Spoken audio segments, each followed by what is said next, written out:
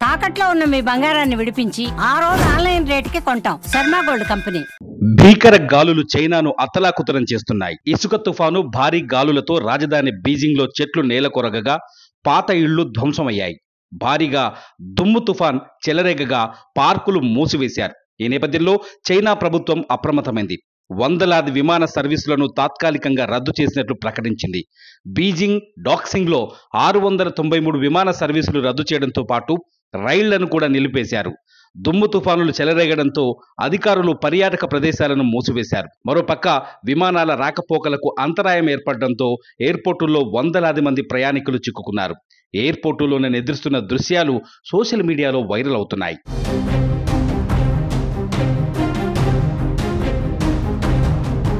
ఇదిలా ఉంటే చైనాకు తీవ్ర తుఫాన్ హెచ్చరికలు జారీ అయ్యాయి. 50 కిలోల కంటే తక్కువ బరువున్న వారు ఎగిరిపోవచ్చని హెచ్చరించింది వాతావరణ శాఖ. గంటకు 150 కిలోమీటర్ల వేగంతో గాలులు వీస్తాయని వార్నింగ్ ఇచ్చింది. ఈ నేపథ్యంలో ఆరెంజ్ అలర్ట్ జారీ చేసింది. భారీ తుఫాన్ హెచ్చరికల నేపథ్యంలో ప్రజలంతా ఇళ్లలోనే ఉండాలని సూచించారు. బయటకు ఎవరూ రావద్దని హెచ్చరించారు. ముఖ్యంగా దేశ ఉత్తర తీర ప్రాంతాల్లో ప్రమాదకర వాతావరణం ఏర్పడే అవకాశం ఉన్నట్లు నిపుణులు హెచ్చరిస్తున్నారు. ఈ గాలుల ప్రభావంతో ఫుట్బాల్ మ్యాచ్లు, ఇతర ముఖ్య కార్యక్రమాలకు ఆటంకం ఏర్పడింది.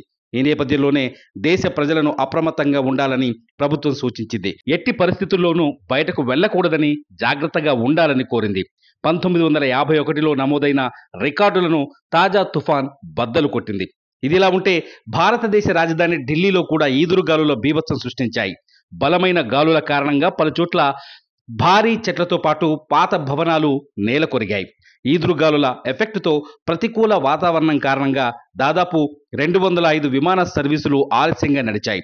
విమాన రాకపోకల ఆలస్యం కారణంగా ఎయిర్పోర్టుల్లో ప్రయాణికులు తీవ్ర ఇబ్బందులు ఎదుర్కొన్నారు.